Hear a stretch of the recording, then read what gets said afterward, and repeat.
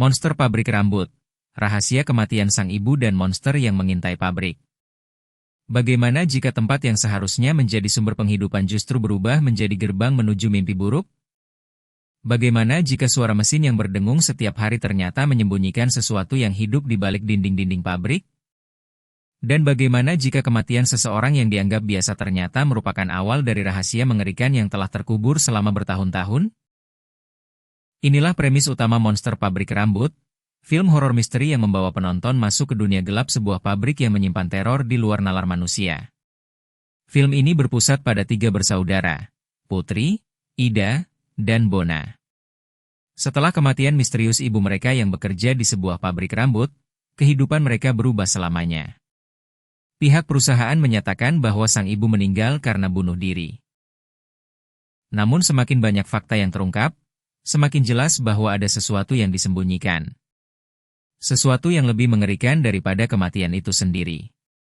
Di tengah penyelidikan yang penuh bahaya, mereka menemukan kisah-kisah aneh tentang pekerja yang menghilang, suara-suara misterius pada malam hari, dan sosok hitam yang sering terlihat oleh mereka yang bekerja tanpa tidur selama berhari-hari. Apakah itu hanya halusinasi? Atau memang ada monster yang hidup di dalam pabrik tersebut? Selamat datang di Misteri Narasi. Pada video kali ini, saya akan mereview alur cerita film Monster Pabrik Rambut.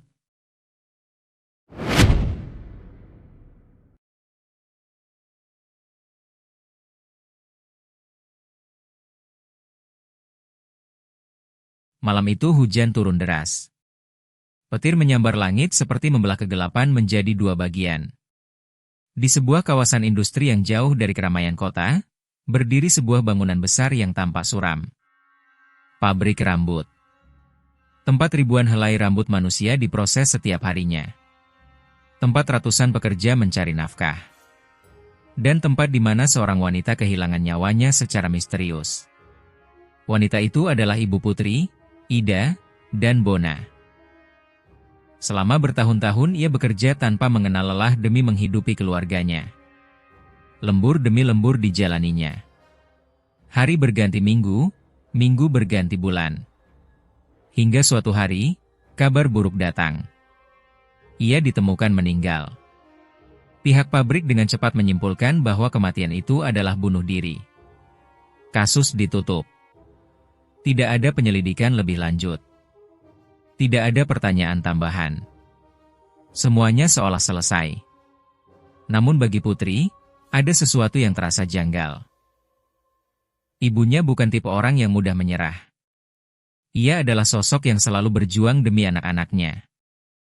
Mengapa tiba-tiba mengakhiri hidupnya? Pertanyaan itu terus menghantui pikirannya. Sementara itu Ida memiliki keyakinan yang jauh lebih mengerikan. Ia percaya ibunya dibunuh. Bukan oleh manusia, melainkan oleh sesuatu yang hidup di dalam pabrik. Sesuatu yang selama ini bersembunyi di balik suara mesin dan aroma bahan kimia. Awal penyelidikan. Karena tidak percaya dengan laporan resmi, Ida memutuskan melakukan sesuatu yang nekat. Ia melamar kerja di pabrik yang sama. Tujuannya hanya satu. Mencari tahu apa yang sebenarnya terjadi pada ibunya. Pada hari pertama bekerja, semuanya tampak normal. Mesin-mesin beroperasi. Pekerja sibuk dengan tugas masing-masing. Mandor berjalan mengawasi setiap sudut ruangan. Tidak ada yang terlihat aneh. Namun ketika malam tiba, suasana mulai berubah. Lorong-lorong panjang terasa semakin gelap. Bayangan-bayangan tampak bergerak di sudut mata. Dan beberapa pekerja terlihat sangat kelelahan. Begitu lelah hingga mereka hampir tidak bisa membedakan mimpi dan kenyat. Salah satu pekerja tua kemudian menceritakan sebuah kisah yang membuat Ida merinding. Konon, ada sosok hitam yang muncul kepada mereka yang terlalu lama bekerja tanpa tidur. Awalnya hanya terlihat sekilas. Namun lama-kelamaan sosok itu semakin jelas. Dan ketika akhirnya berdiri tepat di depan korbannya, biasanya sesuatu yang buruk akan terjadi. Sosok hitam di balik mesin. Hari demi hari berlalu. Ida mulai mengalami hal-hal aneh. Ia mendengar langkah kaki di ruangan kosong.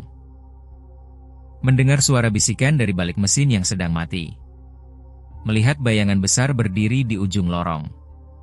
Ketika ia menoleh kembali, bayangan itu menghilang. Awalnya Ida mencoba berpikir rasional. Mungkin ia hanya kelelahan. Mungkin semua itu akibat stres. Namun suatu malam, ia melihat sesuatu yang tidak bisa dijelaskan. Di antara deretan mesin produksi, berdiri sesosok makhluk tinggi berwarna hitam pekat. Tubuhnya kurus. Tangannya panjang tidak wajar. Dan matanya menyala seperti bara api. Makhluk itu hanya berdiri.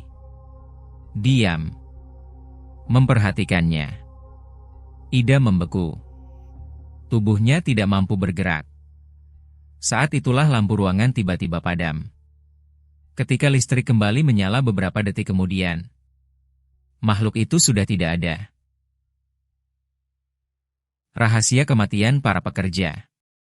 Sementara Ida menyelidiki dari dalam pabrik, Putri mencari informasi dari luar. Ia mulai menemui mantan pekerja yang pernah bekerja bersama ibunya. Dari mereka, ia mendengar cerita-cerita yang mengejutkan. Ternyata kematian ibunya bukan satu-satunya kejadian aneh. Beberapa pekerja pernah meninggal secara misterius. Ada yang jatuh dari lantai atas. Ada yang hilang tanpa jejak.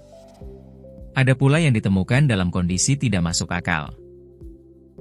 Namun semua kasus selalu ditutup dengan cepat. Tidak pernah ada investigasi serius. Tidak pernah ada jawaban yang memuaskan. Seolah seseorang sengaja menghapus semua jejak. Semakin banyak informasi yang ditemukan Putri, semakin jelas bahwa pabrik itu menyimpan rahasia besar. Rahasia yang sangat ingin disembunyikan. Bona dan kekuatan yang tidak biasa. Di tengah penyelidikan tersebut, perhatian mulai tertuju kepada Bona. Adik bungsu mereka. Sejak kecil Bona memang berbeda. Tubuhnya memiliki kemampuan regenerasi yang tidak normal. Luka-lukanya sembuh terlalu cepat. Penyakit yang menyerang tubuhnya selalu hilang tanpa bekas. Awalnya keluarga menganggap itu sebuah keajaiban. Namun perlahan mereka menyadari bahwa kemampuan itu mungkin bukan anugerah, melainkan kutukan. Karena sejak penyelidikan dimulai, monster di pabrik tampak semakin tertarik kepada Bona. Ia mulai mengalami mimpi buruk. Mendengar suara-suara aneh. Dan melihat sosok hitam yang sama meski tidak berada di area pabrik. Seolah makhluk itu sedang mencarinya. Mengincarnya. Menunggunya. Teror semakin mengganas. Semakin dekat mereka kepada kebenaran, semakin brutal pula teror yang mereka alami. Mesin-mesin tiba-tiba menyala sendiri. Lampu berkedip tanpa sebab. Pekerja-pekerja mulai mengalami gangguan mental.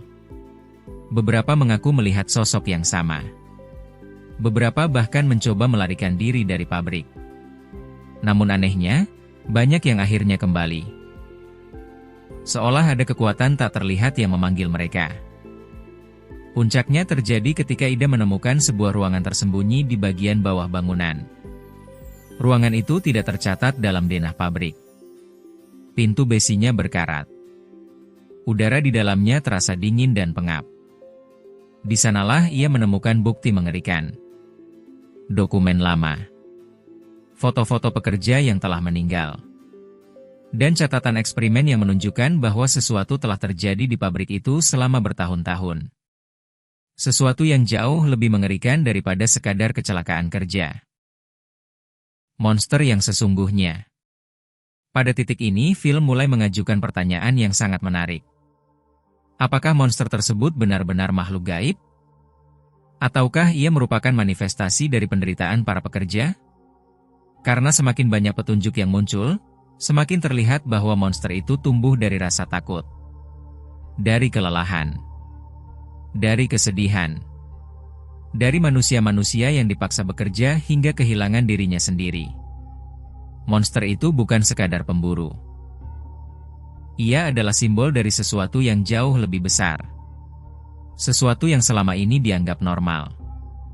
Eksploitasi. Keserakahan. Dan sistem yang mengorbankan manusia demi keuntungan. Pertarungan melawan kegelapan. Menjelang akhir cerita, Putri, Ida, dan Bona harus menghadapi pilihan yang mustahil. Mereka bisa melarikan diri dan melupakan semuanya, atau tetap bertahan untuk mengungkap kebenaran. Namun setiap jawaban memiliki harga yang harus dibayar. Karena monster itu tidak ingin rahasianya terbongkar. Ia mulai menunjukkan kekuatan sebenarnya. Teror berubah menjadi pembantaian. Ketakutan berubah menjadi kepanikan. Dan malam terakhir di pabrik menjadi mimpi buruk yang tidak akan pernah dilupakan. Misteri yang membuat penonton merinding. Yang membuat monster pabrik rambut terasa berbeda dari film horor kebanyakan adalah pendekatannya terhadap rasa takut. Film ini tidak hanya mengandalkan jump scare. Ia membangun ketegangan secara perlahan. Sedikit demi sedikit. Sampai penonton merasa tidak nyaman bahkan ketika tidak ada hantu yang muncul. Ketakutan terbesar justru datang dari kenyataan bahwa semua ini terasa dekat dengan kehidupan sehari-hari. Banyak orang pernah mengalami lembur. Banyak orang pernah bekerja hingga kelelahan. Banyak orang pernah merasa hidupnya hanya berputar antara pekerjaan dan tidur. Film ini mengambil kenyataan tersebut lalu mengubahnya menjadi sebuah mimpi buruk yang hidup.